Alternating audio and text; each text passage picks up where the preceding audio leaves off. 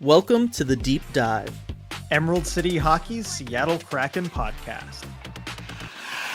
How's it going, everybody? Welcome back to the Deep Dive, Emerald City Hockey Seattle Kraken podcast. RJ, it has been a brutal week with the Seattle Kraken here. They are on a 3-game losing streak. 2 of those losses coming to the San Jose Sharks, the other one coming from the Anaheim Ducks. There's some serious questions that a lot of people in the community are asking, and we're going to have to address them here today, RJ. And so I know we've in the past had podcasts titled things such as An Uncomfortable Conversation. This one, at least for some people, it might turn into the most uncomfortable conversation. So I do want to just kind of give the heads up there.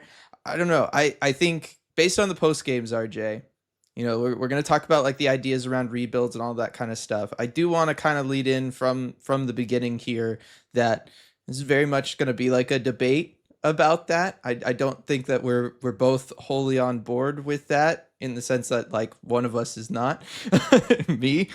Spoiler alert. So it's going to be a debate. It's going to be a conversation around that kind of stuff. I just want to give everybody a heads up on that. There's going to be some other stuff we'll talk about too, but that is going to be the meat of this episode, and I just kind of want to give everybody the heads up. And speaking of RJ, meat, we got to talk about the burger of the month, because it is December now, and our wonderful sponsor, Queen Anne Beer Hall, has a new burger of the month. Brilliant segue there, Dylan. That's right. Queen Anne Beer Hall has a new burger of the month for December, and it is the Jam Burger. So interesting, right? Smash patty, fig jam spread. Don't often see that on a burger. Blue cheese, arugula, and bacon. And you know what, Dylan? I think the flavors of this are all going to go together quite nicely. The fig jam spread and the blue cheese. Those are the two that I think are really going to make it work. Actually, my fiance loves fig jam spread. She has some, in the fridge that we'll have, and we kind of will have it with the cheese that kind of cuts the sweetness of it, right? Mm-hmm. I think that'll all work really well on a burger. The saltiness of the bacon, the arugula to provide a little bit of greens. Like, this is one of my favorite burgers, I think, that they've put out there. I think I need to give this one a try. It does feel like it's hitting most of the flavor things, right? Like most of the things you got taste buds for. There's some sweet, there's some savory, there's some salty, all that's in there. It does feel like it's a pretty well-rounded sandwich. Right. There's a lot of complexity in there. I mean, and how often do you see, in a place, bar and grill, place you can go watch a sporting event, those kind of complex flavors, just very complex. I like that. Better than the complex situation the Kraken are in at the moment, as I try and segue this back. I knew you were doing that too. I was like, I telegraphed it too much, didn't I? Yes. No, it's fine. It was good. It's all good.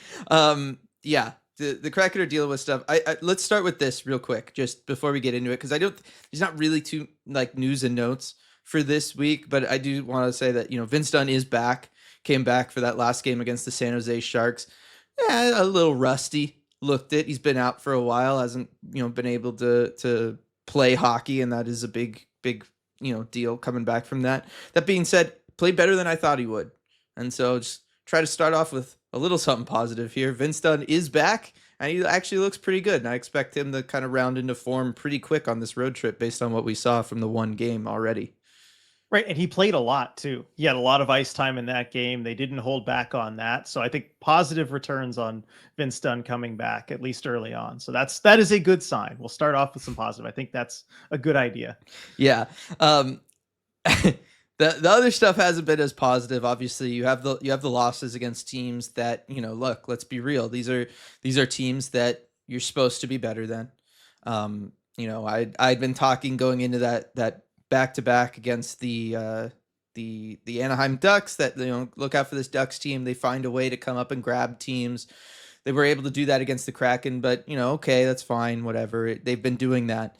The San Jose true back-to-back, that was different, RJ. And there are some questions that have come out of it that are more immediate concerns. I think, if you don't mind, that we talk about real quick, and then we can get into the larger, scale, potential issues with the team. The one thing that I noticed was, look, Grubauer has that rough game in the first San Jose game, looks leaky. It's, there's some soft goals in that one. You just can't deny it. He had been out for a while, right? Like, they were riding Joey hard. Do you think that was part of it? I think it was maybe a little bit of a part of it. Look, that game was just exceptionally bad from It Philip was. Grubauer. And I don't mean that to be overly critical of him. I mean that he almost never plays that poorly. I think if you look at the numbers, the goals saved above expected numbers, I think that's maybe one of the worst games an NHL goalie has had in the last 6 or 7 years from a Yeah. post I saw online. So he's not usually that bad, but I think we have to accept what we've been saying, I think, for the last couple of months, that really every game that he starts, you're going to get at the very least one goal that's going to be soft and that he's going to want back. And that's just something you have to understand about these games when you start him. And it is getting to the point where certainly in that game in San Jose, where he can't even single-handedly lose you a game. Right. And I'm with you. I don't think that rust is totally an excuse, because we've seen goalies sit out for months because of injury and not look that rough coming back in. So I don't know that the rest is a concern there. What I am starting to get worried about, though, is on the flip side, RJ, the overworking of Joey Daccord, because these last two games, both in the Anaheim loss at home and then in their most recent game, the loss to San Jose at home, Joey's let in one goal in each of them that I would describe as leaky, and just doesn't quite look like the goaltender we were talking about not that long ago as being, second in the NHL over the last 2 years in goals saved above expected. It looks like maybe the schedule is getting to him. I think that is more likely than even the rust element for Philip Grubauer, is this that Joey Daccord might be starting to get overworked a little bit here because he doesn't look like himself.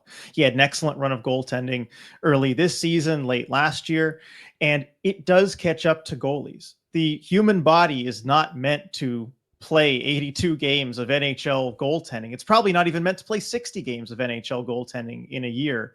And so you do have to be very careful about how much you do put a goalie in. And I think maybe some evidence of that is in the game on Friday against San Jose, the one that was in San Jose. Philip Grubauer went the distance in that game, despite the fact that it clearly was not his day.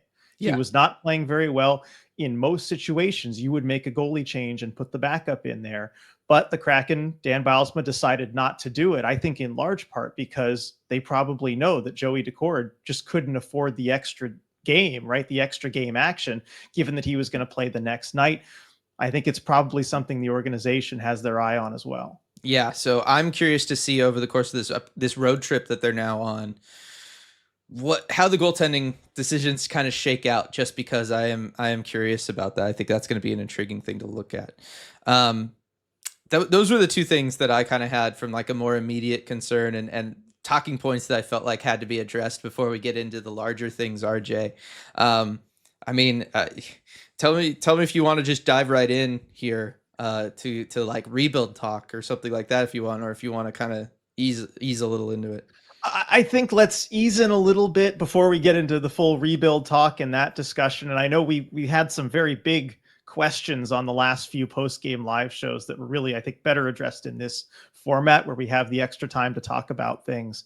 And I think first we should I think it's important to just talk about the situation the Kraken are in before we start talking about drastic measures or what needs to happen. I think we kind of need to take a step back and look at the reality of what is facing this team and where we're at right now. So first off, we are past the Thanksgiving mark. The Kraken were not in a playoff spot come Thanksgiving, and we had talked about that milestone a lot, that around 80% of teams, 75 to 80% of teams that are in a playoff spot come Thanksgiving make the playoffs. And so the inverse, your odds don't look very good if you're not in a spot. And since then, it's gotten even worse. The Kraken are currently 5 points out of a playoff spot. But you look at the underlying things too. They just finished their easiest stretch of the season. This stretch of games, especially against Anaheim and San Jose, those were some of the most winnable games you're going to have in a while. They didn't take advantage of those, and they have a very tough road trip coming up. So that's where the Kraken find themselves. You look at the playoff odds too. I think this is a good way to quantify it. Right now, according to the Athletics model, the Kraken have a 6% chance to make the playoffs. And they also have, it says, a 5% chance the first overall pick. So that helps put it into perspective there. You know, they are a bottom 10 team in the NHL pretty solidly at the moment.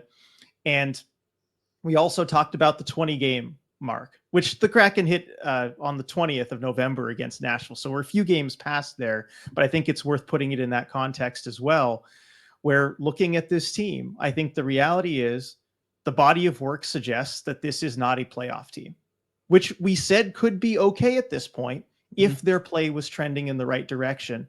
And it's pretty clearly going the opposite way. And I think their most recent play has actually been some of their worst. And so I think that's the groundwork that we have to acknowledge when we have these larger conversations that we're about to have. This is the uncomfortable reality the Kraken are in right now. And as far as this season, they're in some serious trouble. They are. There's kind of nothing you could say against it too, because it's the results are the results. And there's no going away from that. I guess if you want a positive counterpoint, Shane Wright's looked good. So there's that. You got something. The scratch with him has worked, but beyond that, everything seems to, as you said, be trending in the wrong direction, and that is something that's concerning. And it's something that needs to be addressed. And look, there's a lots of reasons and lots of things that I think we could point to and say, like, this is what's going wrong right now. I think the play in the defensive zone has been a problem. You had back-to-back games, the Anaheim home game and the San Jose road game, where you had 3 turnovers in the defensive zone that directly resulted in goals against you. That's something that can't really continue. I think the back checking from the forward group has been rough. I've talked about that on several post games now, and kind of needs to be stepped up. You did have maybe, forechecking concerns, although I think in that San Jose game that started to get better, that San Jose road game, and it continued at the San Jose home game. I feel like the forecheck has finally kind of figured things out. But the biggest one has been what I've kind of been concerned about for like a month now, certainly since definitively the Carolina game that they played earlier this year at home.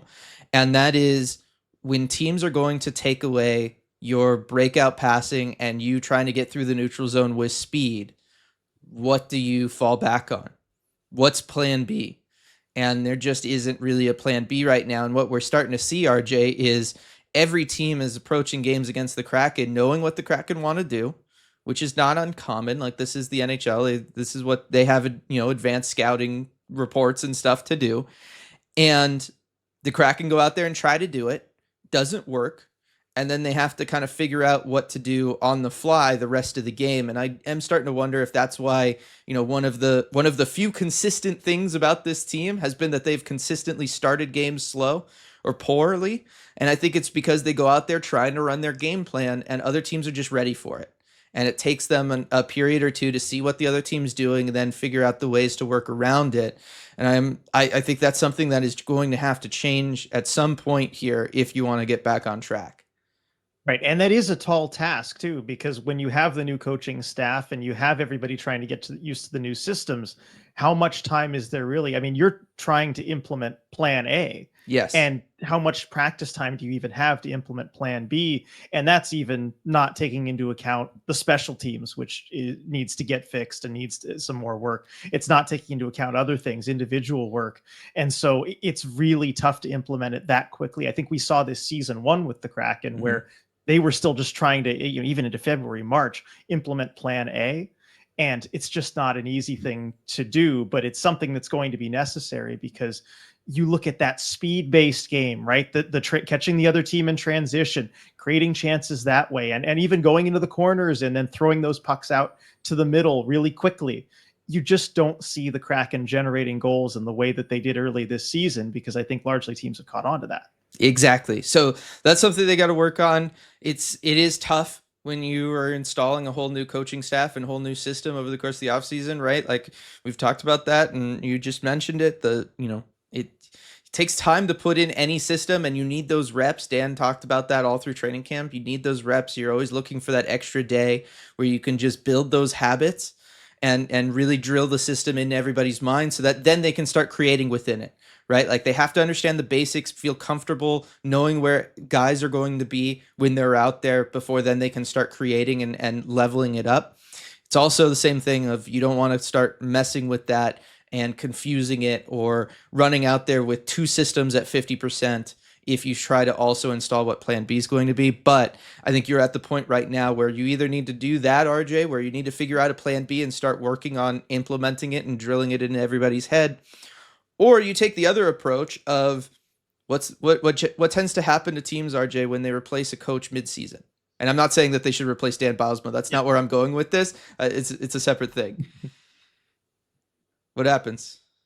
Oh, they they just play kind of simpler, right? They usually tend to simplify. Yeah, they get the new coach bump is what I was looking for, right? And then they can come out there and they can play well. But it's because a new coach coming in mid-season, why we kind of see that consistent effect is they come in and they play simple. They go back to basics. It becomes more just about outworking the other team. Just have that effort level. Let's do some simple forechecking schemes. Let's do simple, neutral zone defensive schemes. Let's not worry about trying to do anything fancy or special here. Let's just go out there. Let's play some simple basic hockey. You guys have all been doing this your whole lives, basically. Let's do that, but just do it with a little bit more effort, and then we can really build something in the future and in the off season. And right now I look at this Kraken team and I think that's kind of what they should start doing in some of these games. And it is what it feels like they start doing in some of these games. It just, sometimes the game is too far gone by the time they kind of hit that level. There's so many of these, RJ, where the last 10, 13 minutes of the third period, once this team's back is really against the wall, that we start really seeing stuff from them. It's because they're playing desperate. They're going out there. They do have that extra little bit in their step, and they go out there and they're playing that simple game, but they're playing it with more energy and more effort than the other team. And then we really start to see them dominating. I think they just kind of have to start working that in as more and more of the game plan from the beginning, instead of waiting until they're down multiple goals in the third to pull it out of their pocket. Right. And in those situations, it can even become easier to do because the other team is sitting back, they're defending a little bit more, and it helps you kind of get that first step toward being able to get into the zone and go to work and cycle and forecheck and do all those things. I think the one line that has done that really throughout full games is that Gord, Tanev, and Cartier line, where they just look, they're not a skill-based game necessarily. They are going to chip it in. They are going to go to work and they are going to grind it out. And they've been arguably the Kraken's most successful line really over the course of the season. They have been. And I think the Shane Wright line with Tolvanen and Bjorkstrand has kind of started to do that a little bit through some of these games. But it's one of those where, it becomes easier to do that late in a game when the other team has a lead. I would also counter and say, if you can do that coming out to start a game and you play that way and you're able to go up 1-0, 2-0 early-ish on, right? Now the other team has to start chasing. That then opens things up for you to take advantage of them as well. And that's when you could see you could start switching back to more of a speed-based game, because their defensemen are going to be pinching up in the offensive zone that little bit more. They're going to be trying to exit their defensive zone that much quicker. Now, if you start to try to play with a more speed-based game, you can take advantage of them having to put themselves in a vulnerable position defensively, instead of what's happening right now, which is kind of the inverse, where we're seeing a lot of 2-on-1s or breakaway opportunities, and 2-on-1s where you just have a forward back, because the Kraken are kind of constantly trying to chase games, and so the whole unit is trying to move with speed up out of the defensive zone, and they're just, if there's a turnover, you're just kind of screwed. You can put other teams into that position if you come out strong. And that is something that's worth mentioning about the Kraken system and their plan A and the way they want to play. The way that it works a lot better if you are playing with a lead than playing from behind. And unfortunately, the Kraken, I think, allow the first goal in the game more often than any other team in the NHL. So that hasn't really played to their advantage. Yeah. So that's something that they got to figure out. I would, if I was in charge and if I was head coach and I was trying to figure out kind of ways of changing things and reversing some of these results, I think I would have everybody come out, just try to play simple workman hockey, go out there in the first period, just try to outwork the other team, walk away with like a greasy goal. And then from there, start, as the other team gets more and more desperate, start trying to pick apart their vulnerabilities. I think that's the way to play it. And you know what? As they are going on this road trip, RJ, where they're going to be the underdogs, I think that's an easier time to do that, because players do tend to know that they have to play a little bit differently when you are going into a building where you're not favored. And, generally, at least from this group so far this season, we have seen them kind of play with a little extra something, it seems like, when they've been in that position. Yeah, this team does seem to enjoy those positions. I mean, you look at this last homestand and that game against the New York Rangers, where After facing a few teams that maybe weren't very good, you get a tough opponent, and the Kraken played up to them. And that's a question I've kind of asked myself: is this just a team that plays up or down to their opposition? And I think there could still be a case to be made there. Even early in the homestand with Vegas, the Kraken did that, and so hopefully they're looking forward to the challenge.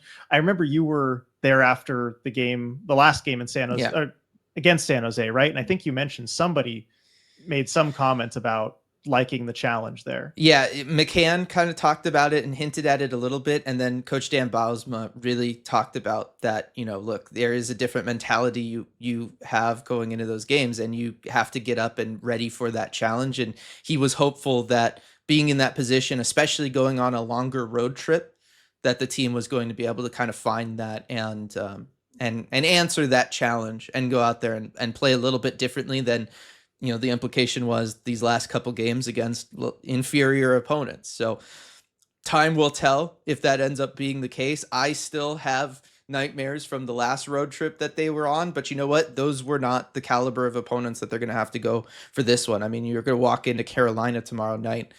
You better be ready for that game, because that is a very good team right now, and you're going to have to do something if you want to have a chance. So we'll see where they're at. Yeah, and it's going to be a tough game. We saw what Carolina did to the Kraken the last time in Seattle. It's going to be a big challenge. They're going to have to step up. But I think as we look at the Kraken's general situation too, like it's a big task ahead for them. And I know one question we got from a lot of people is just, is this salvageable? Do we believe it is salvageable given their situation in the season, right? 6% chance to make the playoffs. That's not very high.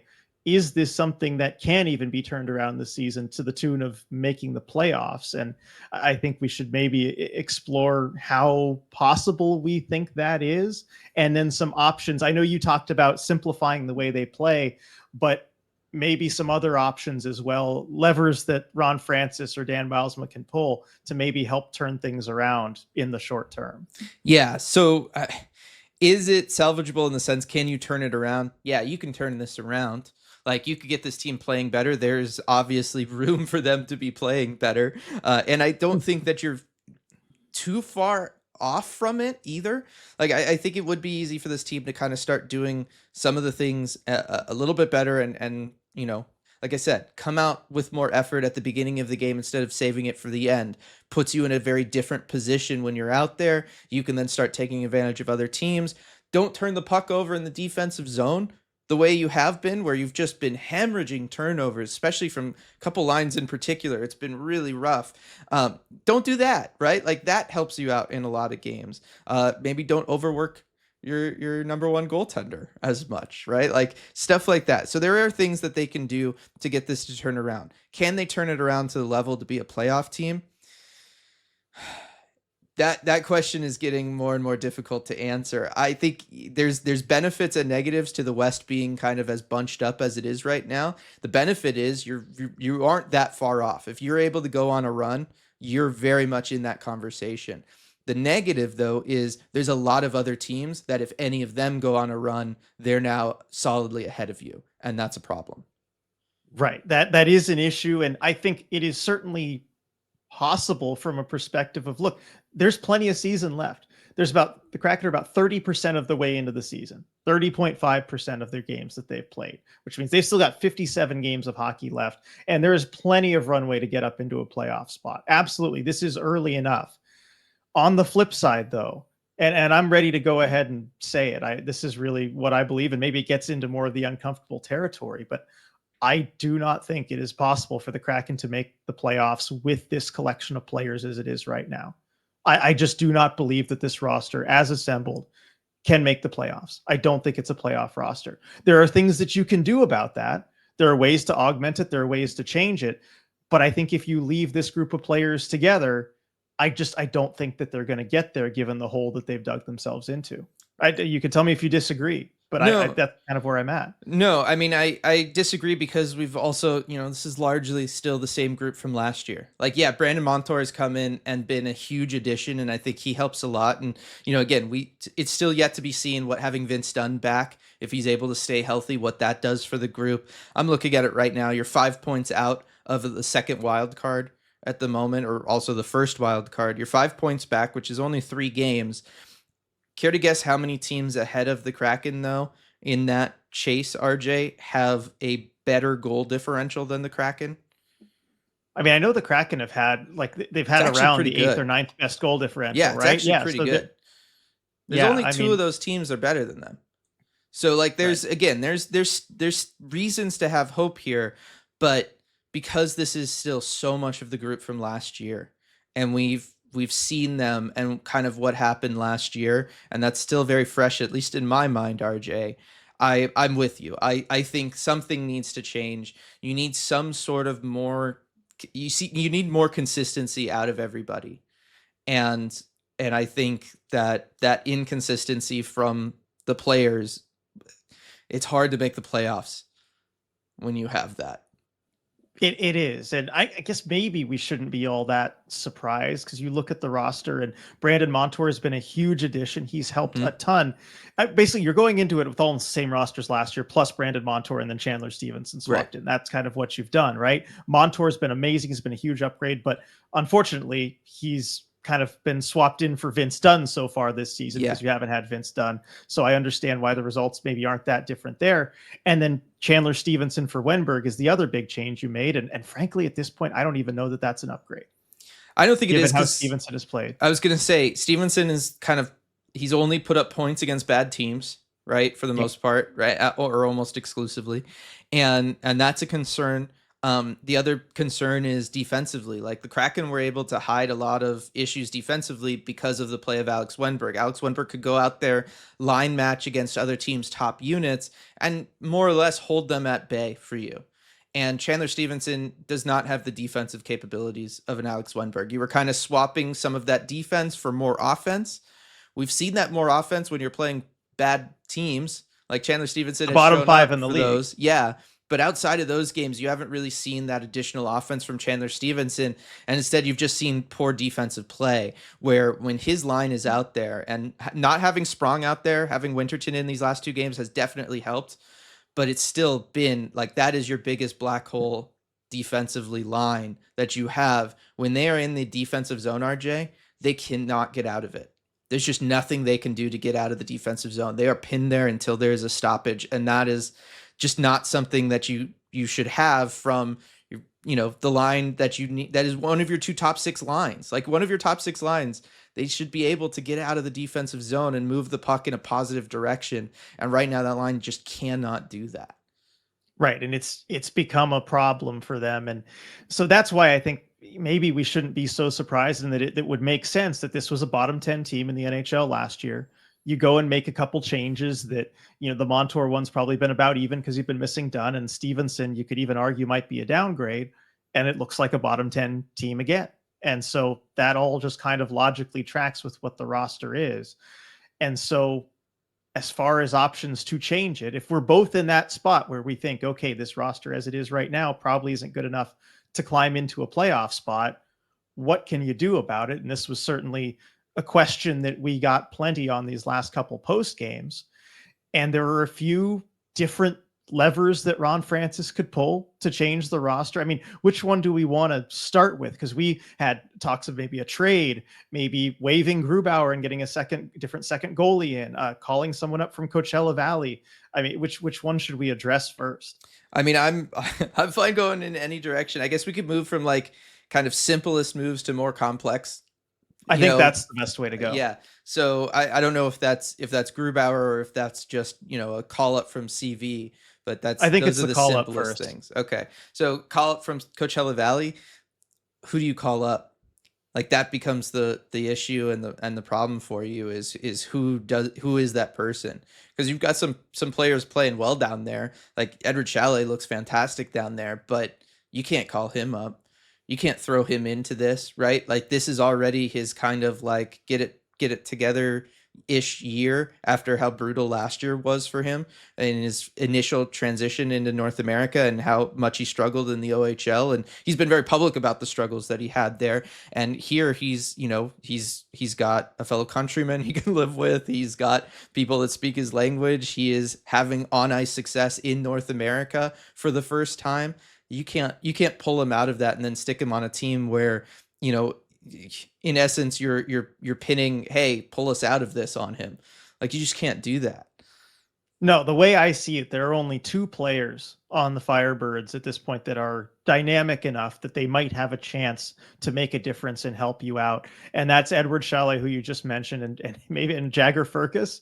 But you cannot call either of those 2 guys up. First of all, I don't think it would go well just on ice. I don't think they would make a difference for you. They're just not ready yet. Yeah. And like you said, it's not fair to throw that at a 19 or 20-year-old to expect them to more or less fix this problem, given that they're still developing in their first season of pro hockey. It's just not right. It's not fair. And it would hurt their development. And I think it probably wouldn't help the Kraken. Everybody else on this Firebirds roster that you could potentially call up, I think, whether it's a Max McCormick, a John Hayden, a Ben Myers, you know, any of the vets, right? I think they've shown, because a lot of these have been up in the past, they've shown they can fill in a spot start. They can be okay, but they're not difference makers. They're absolutely not difference makers. They're not going to really fix anything. And so I just think the answer really isn't coming from Coachella Valley. There's nobody there that can help fix this. Yeah, the one way that does is, you know, maybe a John Hayden. If you decide you need to start playing more of like a grinder style hockey where you're going to go out there and really try to just make it physical and grind out games and try to score greasy goals and all of that kind of stuff, I think John Hayden would help you do that better than maybe, you know, some of the guys on this team. But I not enough. The problems are deeper than anything that he would solve. Yeah, exactly. Okay, so that's the Coachella Valley option, which I just think there's really there's no quick nobody fix there that's going to help. There's no quick fix there. So moving on, I guess the next most doable one is, we talked about the goaltending earlier and Philip Grubauer's struggles, and he certainly has struggled recently. Would it be time to try and find a second goalie? And it is a pressing situation because, as we talked about with Joey Daccord potentially getting tired and burned out, you're going to need both of your goalies. You're going to need 2 goalies. Joey cannot play every game for you throughout the whole season. You're going to need a goalie who can play several games for you. And my initial, I guess, plan on this, if you had asked me a couple weeks ago, because I felt largely the same about Grubauer a couple weeks ago, if you had asked me what you should do, what I would have told you is, you just give him the scheduled losses. You give him the games against maybe this Carolina game, right? New York Rangers. You give him the games that you just kind of mark down as, look, this is a really good opponent. We're probably not going to beat them. If we do, it's great. Fantastic. But if not, so be it, right? And those are the games where you rest Joey. I don't think that's really possible anymore because it's going to be too many games. You can't afford to, for sure, lose too many of those points. And also, it could get really ugly, as we saw in that San Jose game. If he has another one of those, try having a game like that against Carolina Hurricanes, the New York Rangers. It's double digits is realistic. And so you just can't have that for the team. And so it gets in the question of, well, what do you do? And the couple options that you have, I guess, are to waive Philip Grubauer, call up, or I guess you don't even need to waive him necessarily. You have the roster space potentially. You could just call up an Ales Stezka or a Nicholas Coco and bring them in. But are you really confident that they're going to be any better than what Philip Grubauer is doing right now? No. Right? Like, I'm not either. I'm with you. That's the issue, right? I don't think, as much as I love Stezzy, I don't know that he's going to get you more or give you more. So I don't think, you know, that's just the reality of the situation. And Coco, I think, is your long-term like future in net, in the sense that he will be the backup to Joey in the later years of Joey's contract, but he's still in his first year in North America. And a lot of the stuff I talked about with Chalet applies to him. You're building confidence in him right now. That confidence that he's going to have by playing and continuing to succeed down there in Coachella Valley versus potentially getting lit up at the NHL level is going to pay much larger dividends for you in the future than any sort of stopgap solution that he creates for you now.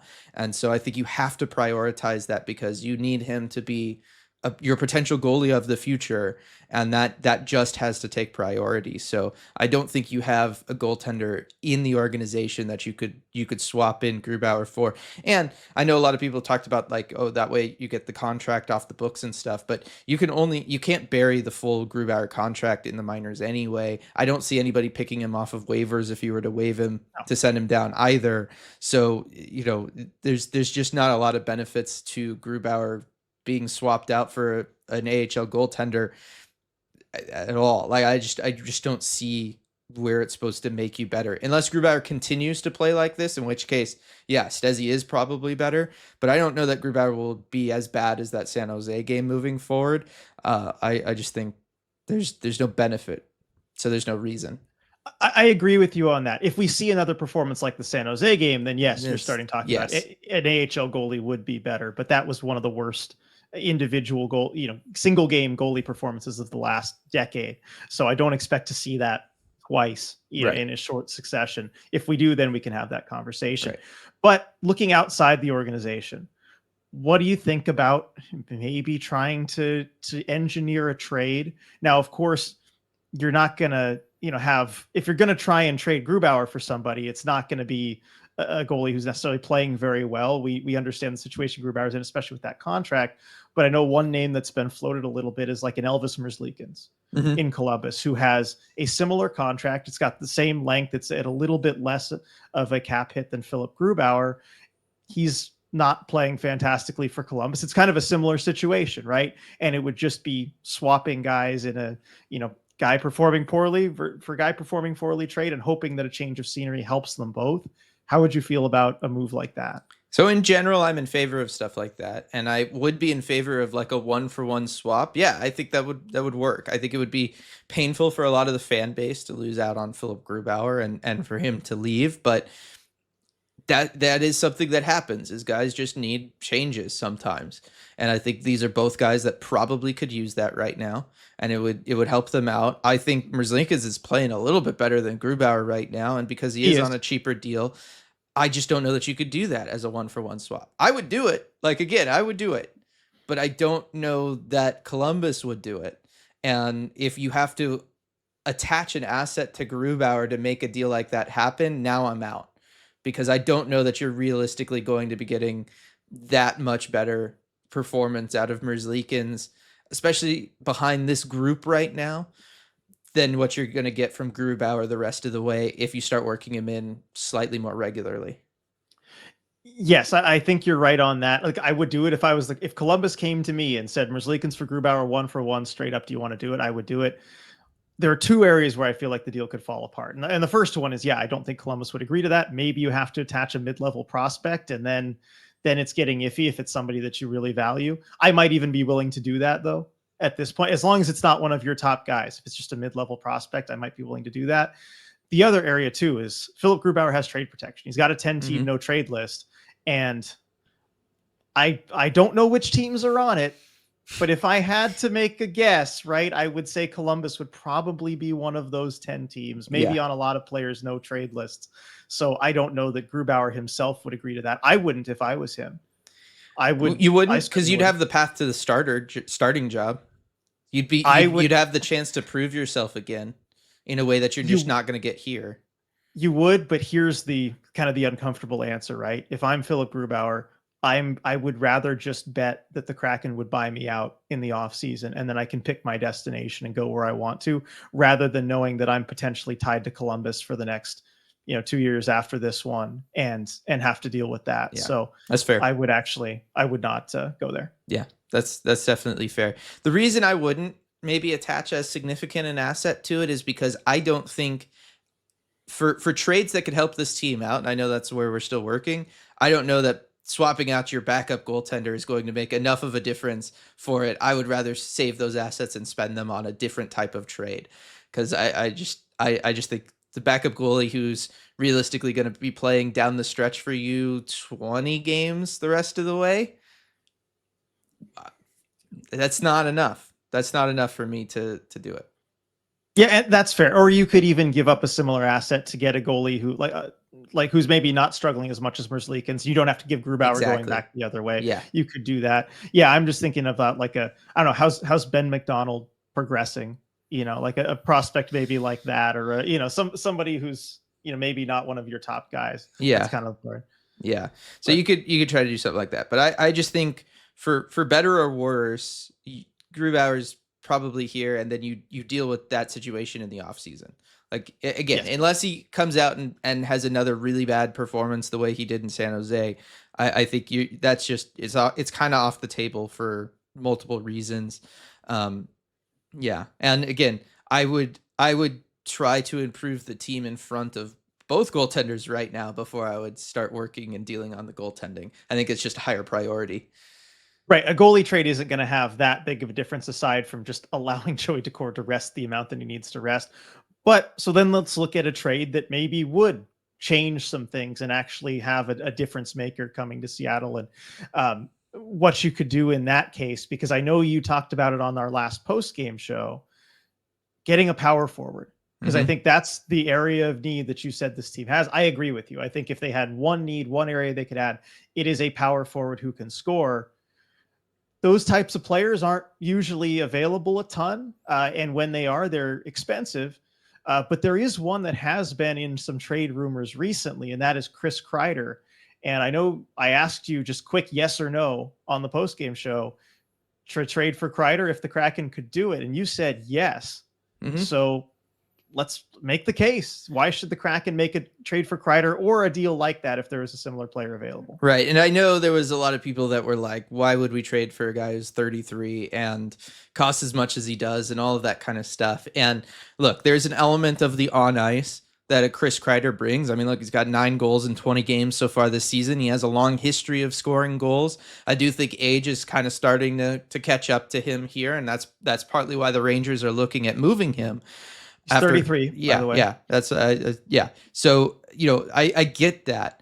But what Kreider brings is a style of play, a consistent effort of play that I don't know that this team has, and I think that would benefit this group, not just from on ice he's going to go out there and kind of be the power forward for you, but when you see a guy play that way, it does tend to inspire the players around him to go out there and try to emulate that or to match that effort level. And so I think he brings that. I think he does bring leadership as well. I think one of the issues with this group right now, and part of why maybe this last week has gone down the way it has been, is that Jordan Eberle's not in the room because he's injured. And you finally had a captain. Seemed like that had stabilized a lot of the issues that this team had last season.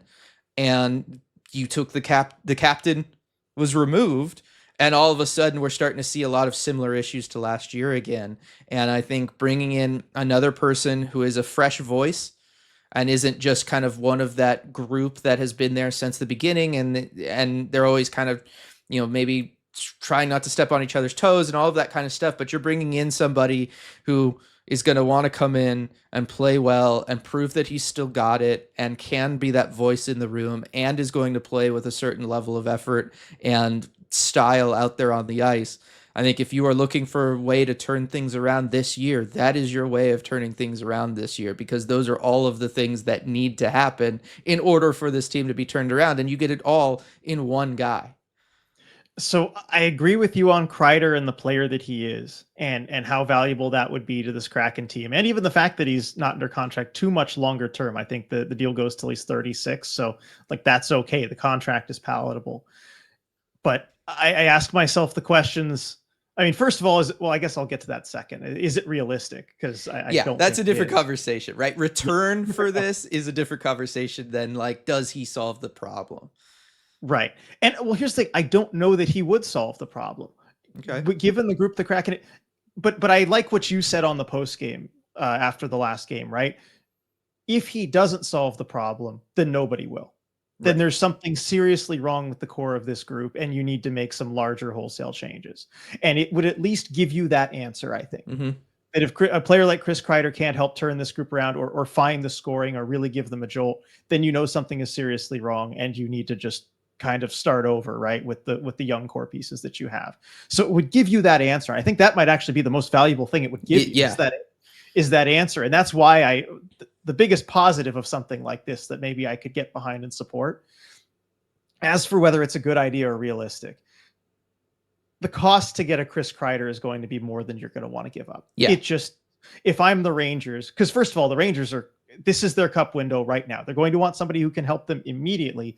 And they're probably going to want something else, young player futures, whatever, because they're going to be in a bad cap situation going forward, especially with the Shesterkin extension coming. If I'm the Rangers, I'm asking for maybe Riker Evans plus a top, like Evans and Chalet, and maybe even a draft pick. That's kind of where it starts for me to have it, because they're going to need a blue liner, right? Or maybe Evans and Bjorkstrand and a pick or prospect or something, right? You're going to have to take something valuable off your roster, and it is going to be the kind of decision that can harm you in the future, because you're going to have to give up some good players that otherwise would be helping you in the future. And is it worth giving up maybe a career's worth of Riker Evans and Chalet, Furcus, Rakoff, whichever prospect you would give up in order to get this answer?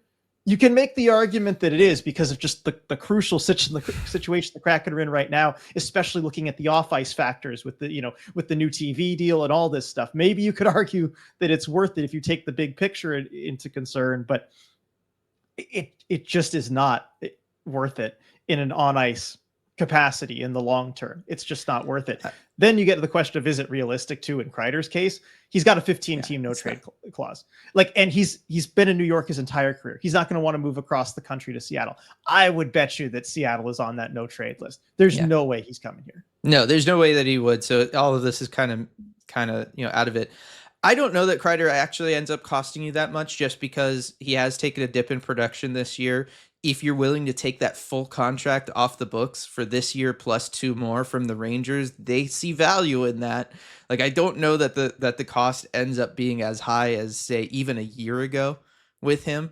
So I think there's that. And also, you could also offer to take on another contract potentially, and then all of a sudden the price really gets cheap. But and try to work something out there.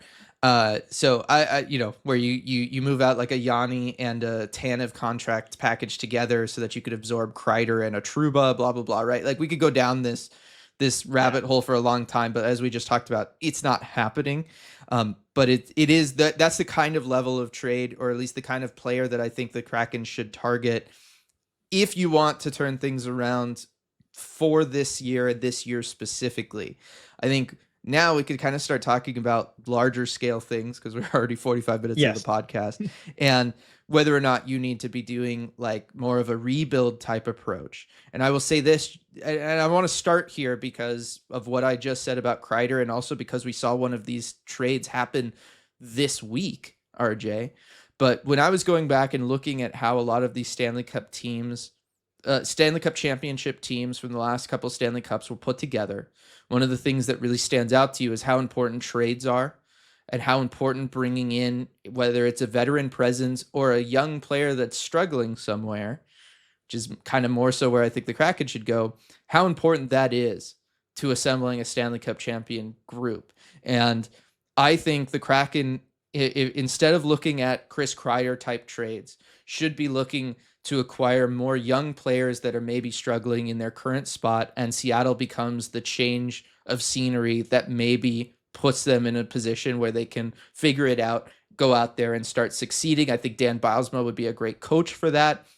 The organization has proven that they can kind of do that with some guys. At least he did down in Coachella Valley, and being able to get them ready and getting the most out of them to go on and become solid NHL players.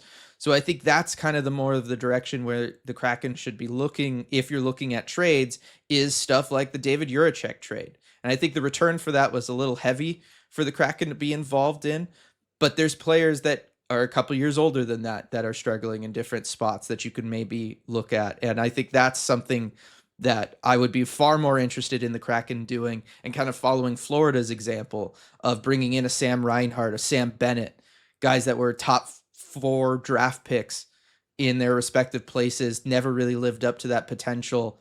And then you come and you give them a change of scenery, you give them a solid culture, you give them a coach who knows how to maximize them and can talk to them and relate to them and make them better hockey players. And all of a sudden you've got a 70 goal scorer and you've got a great second line center who can take you to a Stanley Cup final, right? Like that's the kind of stuff I want to see the Kraken working on.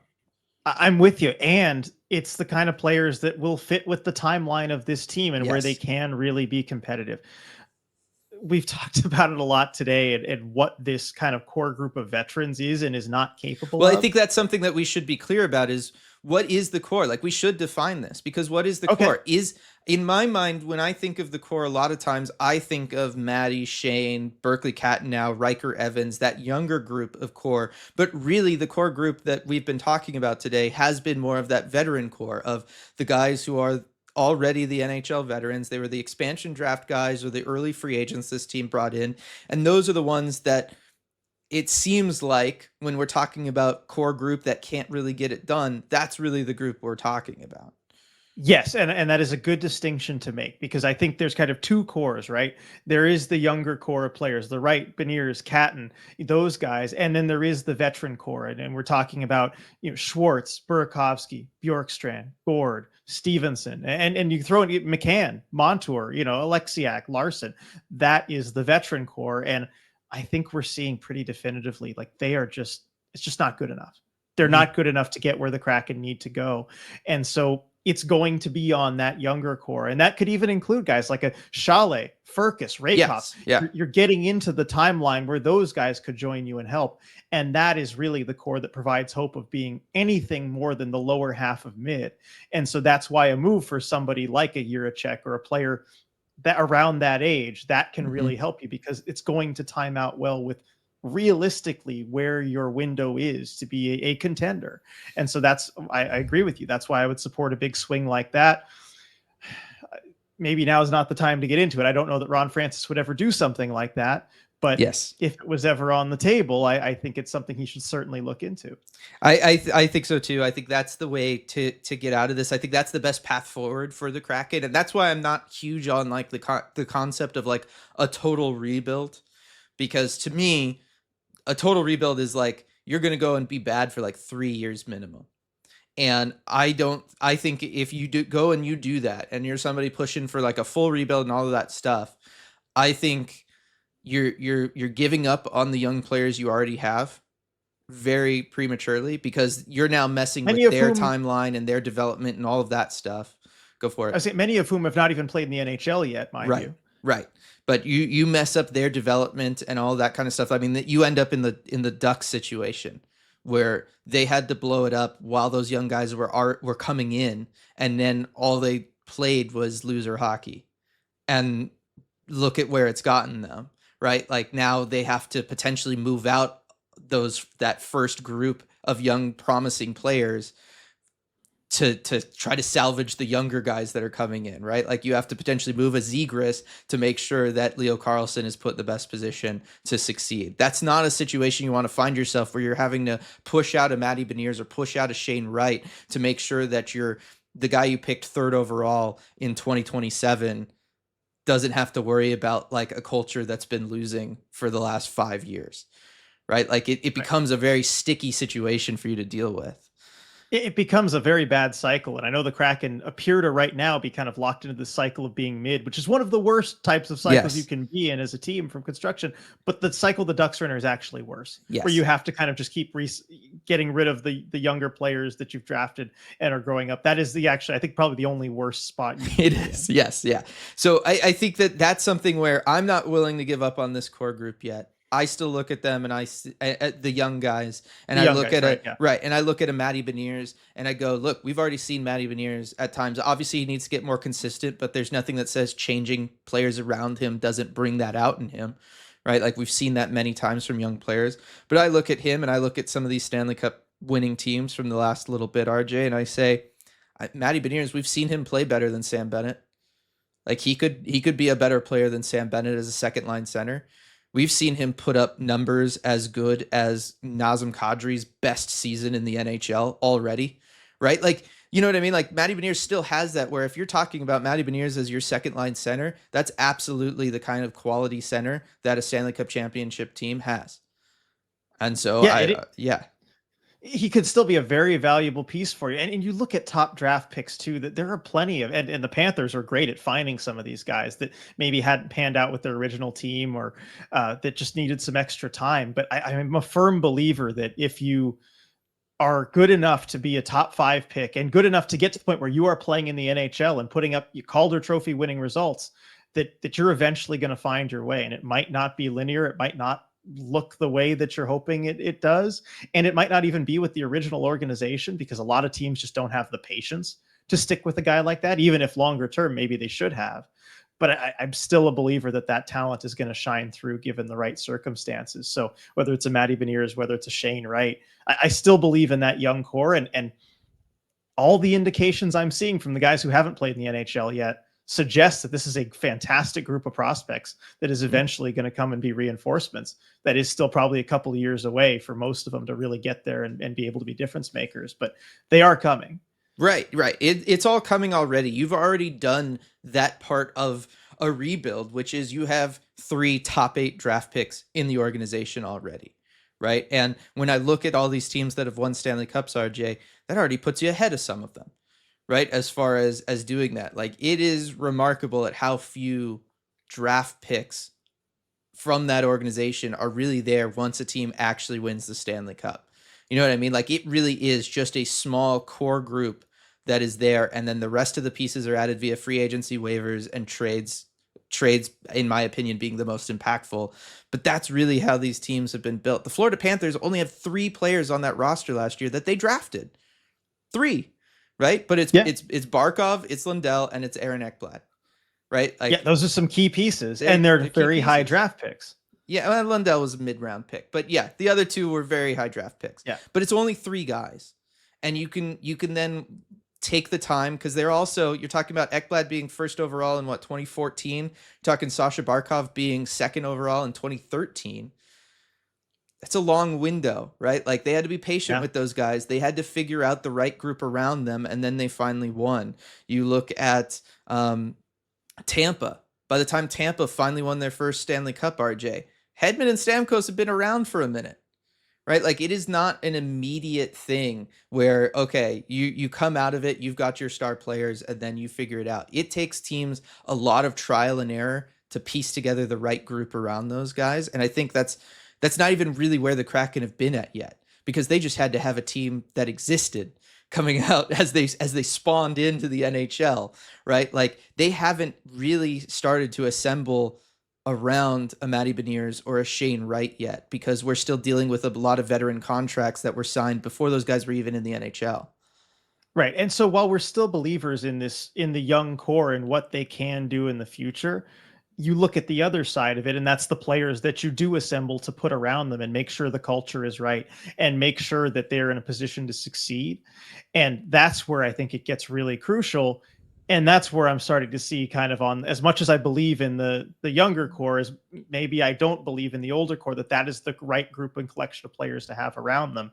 And that maybe those guys I mentioned, like Schwartz, Burakovsky, Bjorkstrand, Stevenson, Gord, I could just rattle off the names, maybe aren't the right players to surround that young core. But thankfully, that is where you do, at least in the 2 to 3 year window, have some flexibility to maybe move on from that group and try another group of players that are kind of in that mid-range that can help elevate the young talent that you have. Exactly. Right. How many of those guys, their contracts are all up in the next little bit, right? Like, Bjorkstrand's under contract for 1 more year after this one. Jaden Schwartz is under contract for 1 more year after this one. Yanni's out after this year. Tanev's out after this year. Like, you have so many spaces starting to open up so that you can have the players that are playing well come in over the next 2 years. Berkeley Catton, Edward Chalet, Jagger Firkus, whoever it ends up being, Yanni Newman, whoever it ends up being, there's going to be roster spots for them. And it also means that there's going to be money to go out and either trade or bring in free agency those guys that you can really build around Matty and Shane and use to maximize their talents, maximize their play styles, find running mates for them, and start that process that, again, you have to be patient with at times, and it can take a while, but it is the way that, Stanley Cup champion teams are built, Vegas withstanding. It's a different situation. Vegas is a special situation. But also, I mean, Vegas, you look at them, and the one thing that they're best at is trades. Yes. Like, they are awesome on the trade market, and it shows how important that can be, where even if you don't draft well, like Vegas definitely hasn't drafted well, you can kind of keep refreshing and keep making things work by wheeling and dealing and doing it correctly. And they don't always get every move right. I mean, look at the Tatar trade for them, Mhm. but they get most of them right. And that's why trading is just so important. That's another big takeaway I kind of want to stress on this, is that when you look at constructing teams that are very good, you need to be able to trade and trade effectively. And that's just not something the Kraken have ever been able to do. And it doesn't help. You have a GM who the best player he's ever traded for, I think, is Oliver Bjorkstrand. Ron Francis just doesn't really make trades. And so either I think he's going to have to change, or the GM is. Yes. And that is one of those things. Is I think then it becomes a fair question to ask, the person who assembled this veteran group that isn't good enough, and the person who also at the same time we know doesn't trade a lot. And you can even go back to the expansion draft and whether or not you believe that it was handled to maximize the position the Kraken were in as an expansion team. The one common thread all there is Ron Francis. And so if you're going to say all of that stuff, then I think it's fair to then ask, is Ron Francis the guy to see you through that process, building around that young core? And it becomes a complicated question, because at the same time, he is also responsible for that young core that we're saying we believe in, and all of these great prospects they have, and assembling the assistant general managers around him, assembling the scouting staff that has been responsible for them. So it becomes a complicated question pretty quickly, but it is one where that is the common thread that links all of these kind of issues and things we've been talking about. They all go back to one person, and it is Ron Francis. Right. And we asked ourselves the question at the start of the season, is this a problem of coaching or composition? We have an entirely new coaching staff. The results are pretty similar in the standings. I think you have to say this is a problem of composition. And this is the team that has been put together by Ron Francis. And so either he needs to make some moves to change that and improve it, or else somebody else needs to be the one to do that. And so I'm going to stay consistent, because people have asked, like, should his seat be hot? Should he be gone? Like, they're asking us these point blank questions. And I think, they expect some real answers from us.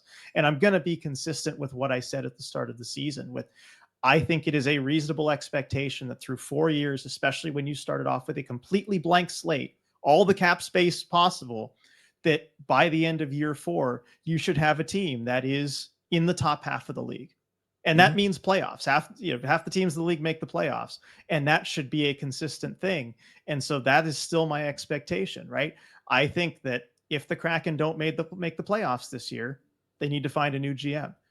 I think they should give Ron Francis the time, because this still has the potential to turn around. Yeah. But that's where I'm at. That's where I've been at, and that's where I'm staying. Right. Or give him a chance to make a move, something like that, to turn it around. Yeah, I'm with you on that. And I do think if things don't change by the end of this year, I think you need to start with somebody new, and hopefully whoever that new person is keeps the coaching staff consistent, because I don't think that refreshing the coaching staff helps. I think we talked, kind of starting, right? Coaching staffs, the work they do really has to build year to year, especially at the beginning.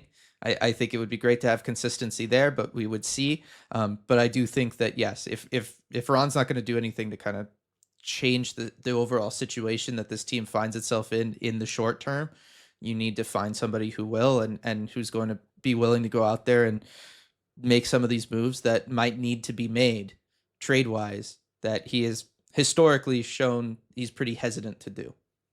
Yeah, I think that's pretty realistic. And as for this season, because we've also got the questions about, do you tank this year? Do you not? Right. First of all, tanking requires the GM to be in on it. And I think Ron Francis knows the stakes.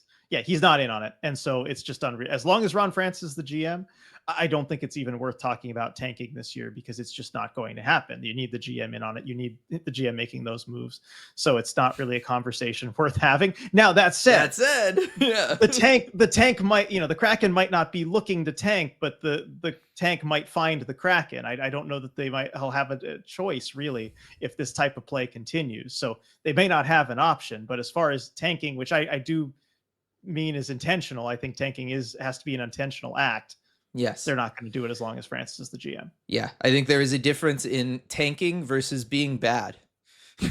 Yeah. And that's basically what we're talking about. And Look at Nashville. to put it blunt, right? Exactly. So there's that going on, and I think that's certainly part of it, and we'll see what ends up happening with them. But yes, I think you're gonna probably, the way the team is trending right now, and kind of the solutions that we talked about for it not necessarily being quick and easy fixes or something that this group can handle, that kind of tells you where the direction might go for the rest of this year, and then what that means long term, which is, look, if you get another top 8-ish draft pick, great, add it to the group that you can then build around. It becomes another piece that maybe you have to move out down the road, right? I think of also with Florida, Jonathan Huberdeau, right? This Stanley Cup, back-to-back Stanley Cup final appearing team does not happen if they don't make a difficult decision to move out one of their young core pieces in a big deal trade and trade him to Calgary for Matthew Tkachuk, right? Like, but having another guy in the system like that, it gives you the opportunity to either develop a star or potentially use as a significant asset to get a significant return. And in those situations that might arise, like the Tkachuk thing doesn't happen every year where a player of that caliber is on the market.